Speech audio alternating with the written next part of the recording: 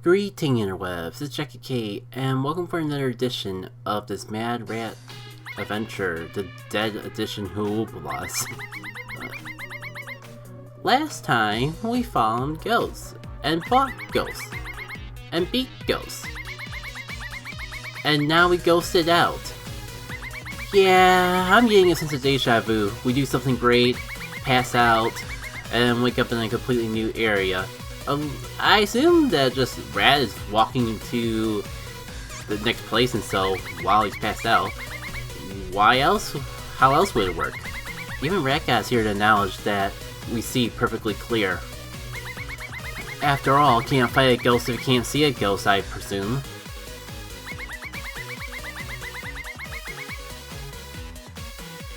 Anyways, I'm kinda curious what other people think about these whole, moments in the dialogue where you actually can choose yes or no. It does kind of slightly change it a little bit, but it does also suffer a bit from a Golden Sun syndrome where it's not really going to affect the plot too much. At most, you might get one funny dialogue if you make an obvious dumb thing like the opening cinematic was a perfect example of just surely you want a second chance at life and you choose no. Rat Guy goes, okay, bye. I mean, it kind of helps make the fact that you can't skip these cutscenes a little bit more bearable. I don't want to just read the dialogue as it's going on screen, but just note that this isn't all pointless chatter. Everything we've been told story-wise has been relevant. I just don't want to be redundant with reading it all.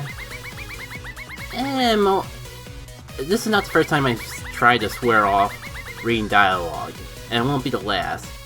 Definitely the most I've succeeded at it, and I kind of wonder if I picked a bad game to try to not dive away from the dialogue and all that. After all, I pretty much summed up everything going on. Passed out, Rat Guy gives us assurance. Can see more clearly than ever. So much closer to our goal than ever before. See? We're all the way back at the lab again. All it took was passing out. Of course this is the lab part. It's not like you weren't with us when we were here before. Things are finally looking to be back on track.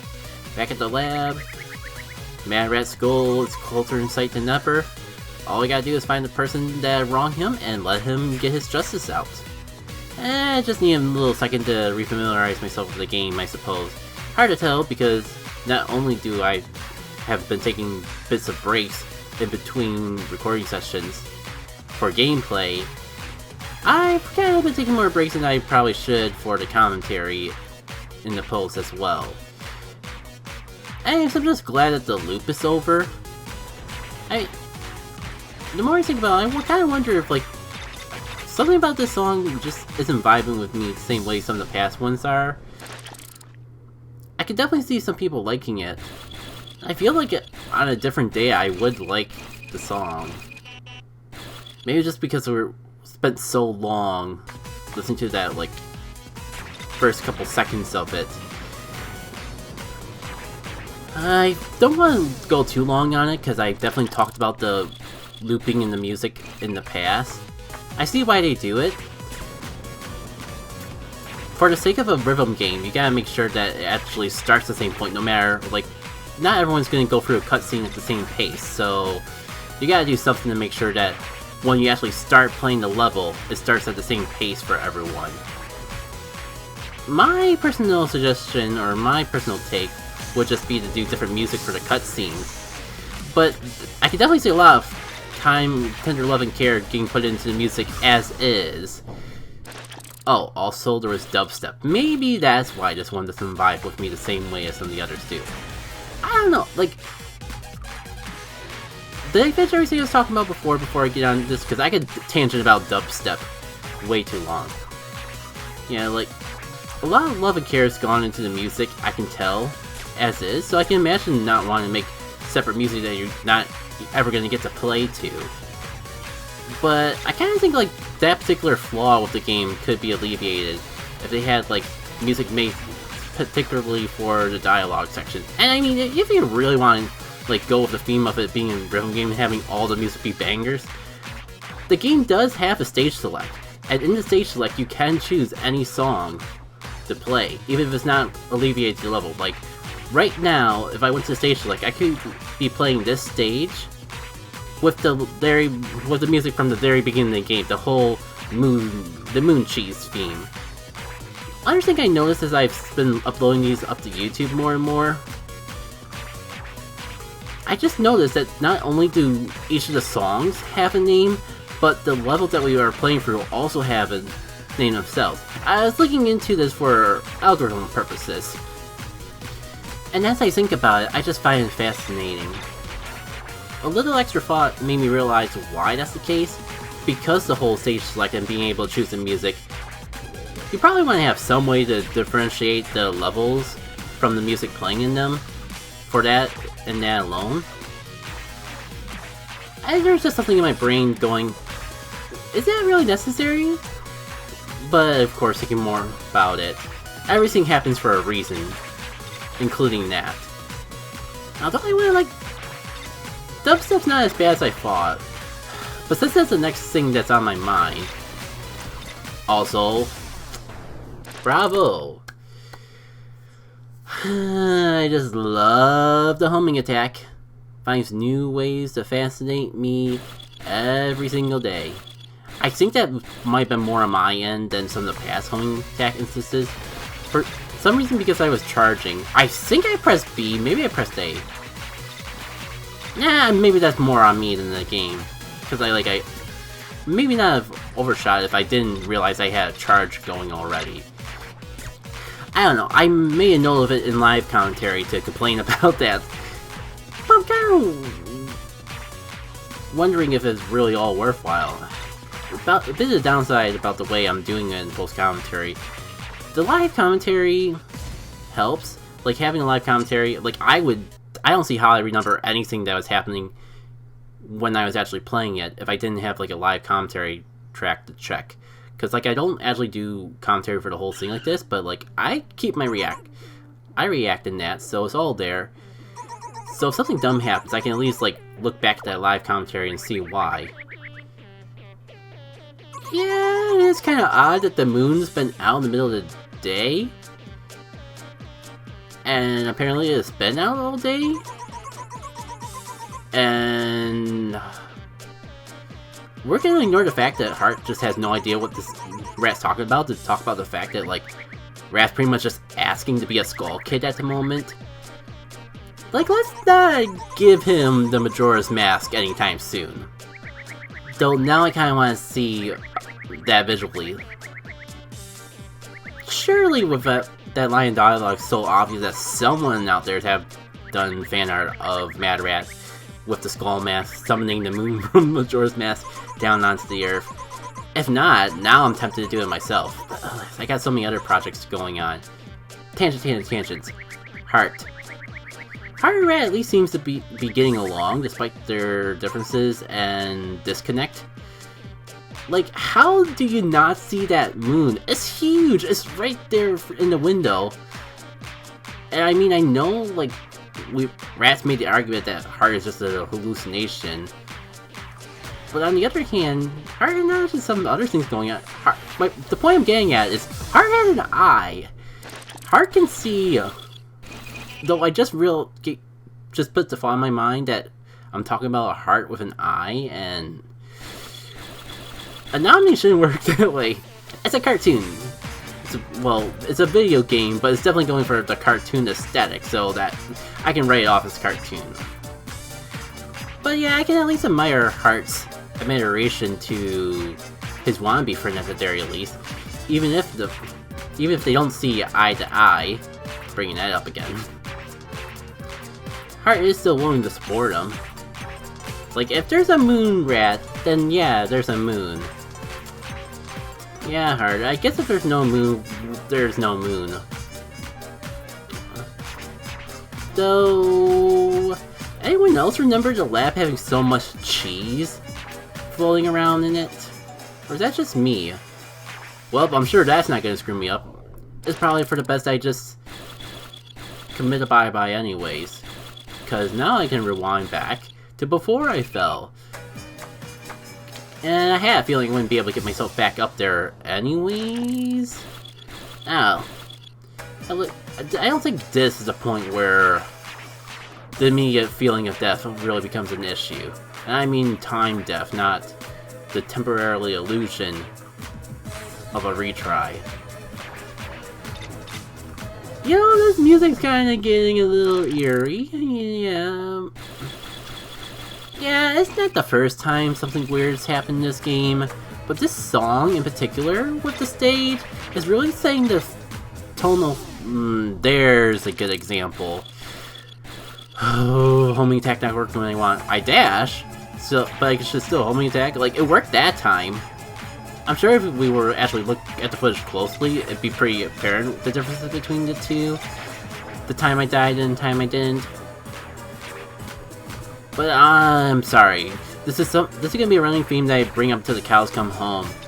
This game could be so much better, could have been received so much better if the controls felt more fluid. And I feel like if I was the one making the game, I would understand why things work the way they do.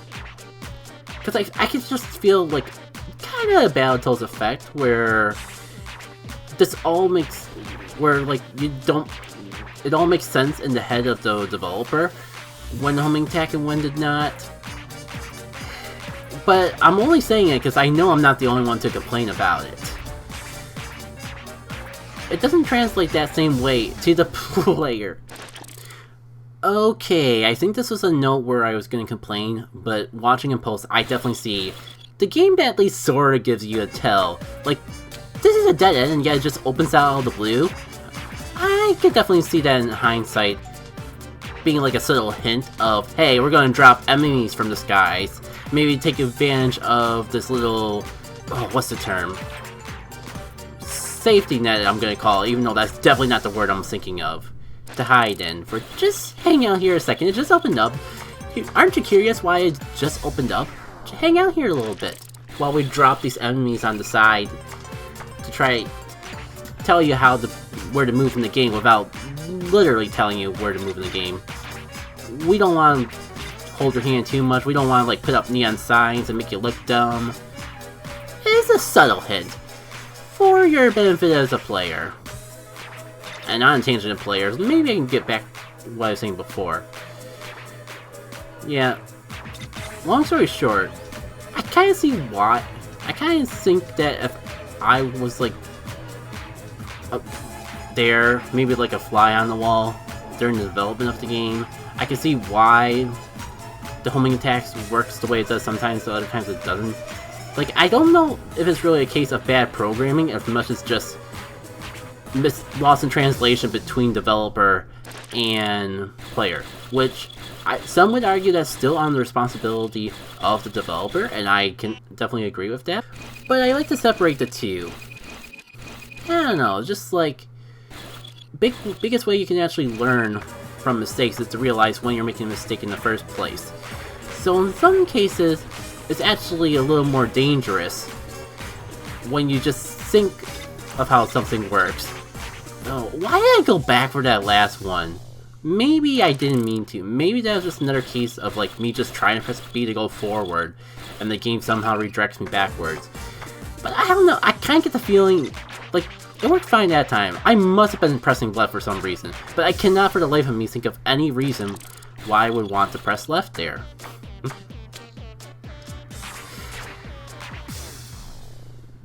Hold on. I don't normally do this, but I want to look at that clip again. That particular area where I died last. Yeah, wow. Yeah, that's kind of what I thought. The books were closed, there was no gap for me to get crushed by. But I guess there was just 1 second where the game's collision detection didn't quite line up with the visuals. So I counted it as a crush death. Fun. Again, I never claimed that Mad Red Dead was the most polished video game to exist even in this year that it was released. Did you not just hear the past 5 minutes of commentary in this video? Though, to avoid this entire video being me complaining about the game that I like, it does kind of remind me that just feels like I've had a trend lately of just really enjoying games that have like one really good concept, even if not all the elements within it are fully executed.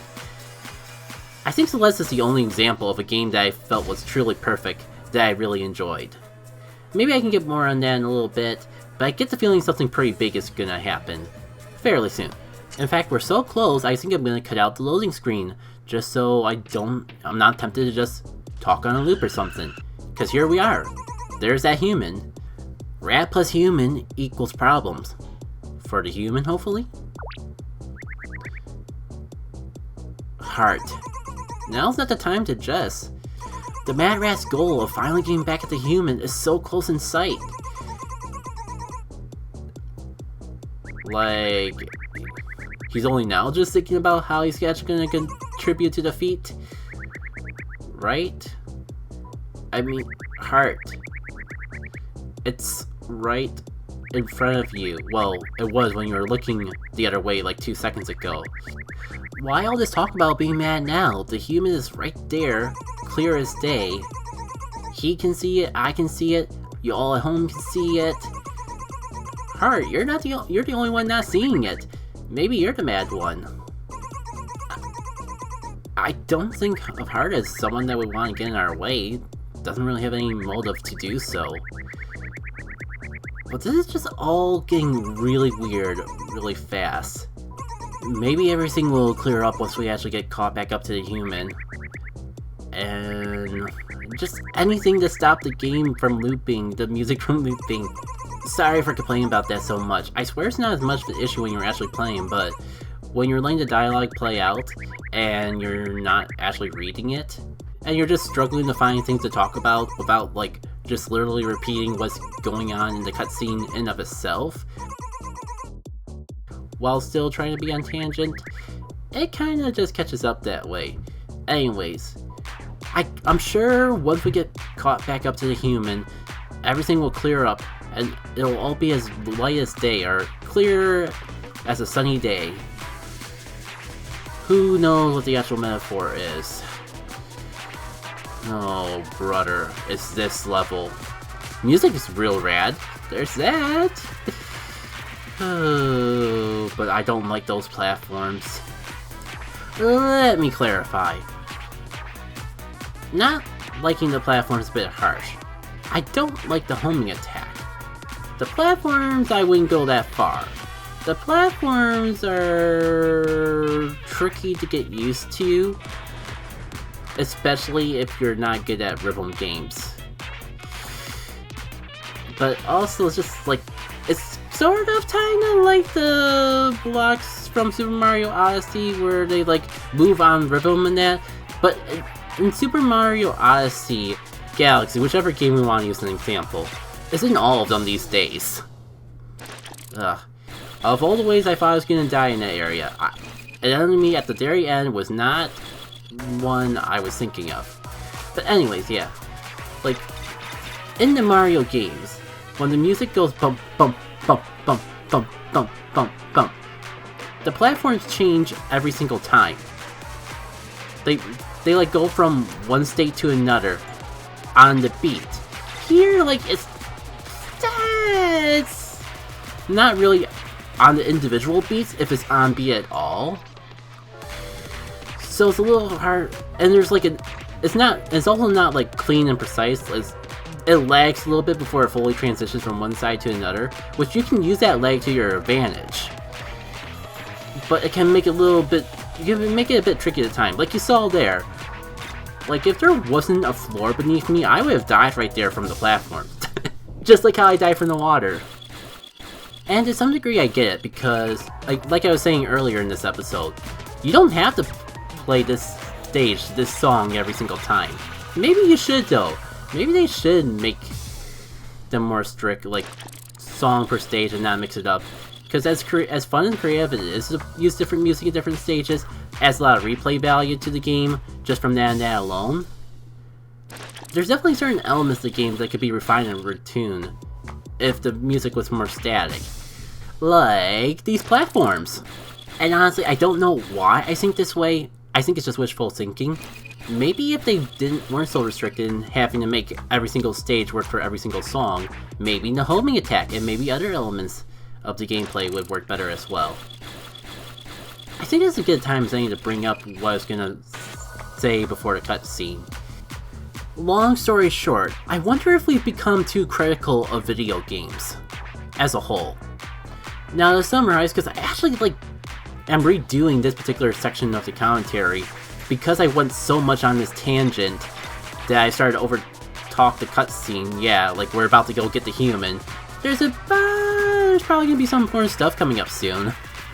So let me try to keep this short, and maybe we'll come back to it another time. First of all, this has been on my mind a lot because Sonic's 30th anniversary is coming up, and if you want a game series that people love to hate, people love to nitpick, just look for a Sonic game. Obviously not every one of them is great, but people are certainly drawn to remind everyone every second when they don't like something from it.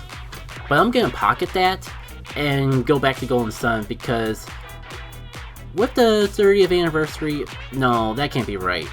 I think it's the 20th anniversary of Golden Sun and the 30th anniversary of Sonic. I know there's an age difference between those two. But Golden Sun's been a lot more on my mind, even more than it normally is, with that anniversary coming up. And this is relevant because it's another game that I think has a fantastic core concept. It's been one of the most influential games in my life. But I can definitely see the problems that it has. But, I've seen a little bit of Golden Sun hate every now and then. But when people seem to hate on this game, they always seem to be focused on the negatives and not... Well, I mean, if they don't like something, of course they'd be focused on the negatives. But it feels like they're ignoring... Well, they're just really overlooking the things that it does right, just to nitpick on the things that are wrong. Let me just dive into something I rarely do and actually talk about the bad things about Golden Sun to alleviate my point. Golden Sun is very dialogue heavy, always has been to the very end. It's kind of simplistic. Weird to say when I feel like it has a lot of depth to it. But it's true, the games are easy. The closest the series ever gets to being hard is with Lost Age. Once you beat the game, you can pretty much do a post-game hard mode. Basically replaying for the entire game and they just buff everyone's stats and nerf the amount of experience you get. That's the closest the series gets to hard, minus the Dolphin fight in Lost Age. That thing, maybe I'm bad, but that fight's hard even on normal mode. Even in Dark Dawn, the sequel that everyone likes to complain about, even Golden Sun fans, about being too easy. I had to do that Dolan fight at least a couple times before I beat it. The fact that I've never beaten Dolan in Lost Age versus Dark Dawn's Dolan is kind of a thing in of itself about the difficulty spike. But I need to get on point. The whole reason I redid this was I got a lot to say in a little time.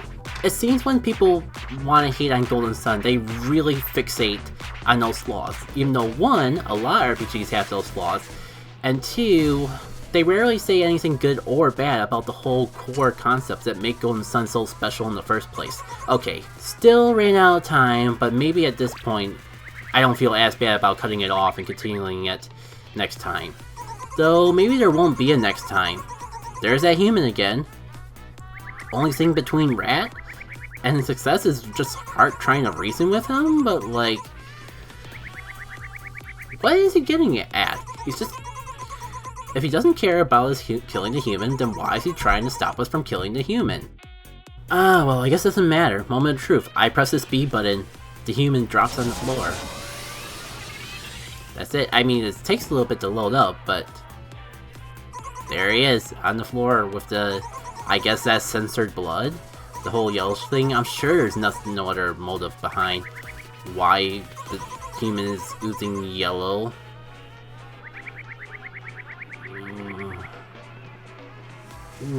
Wait... Maybe it's just me, but I get the feeling that this journey isn't over quite yet.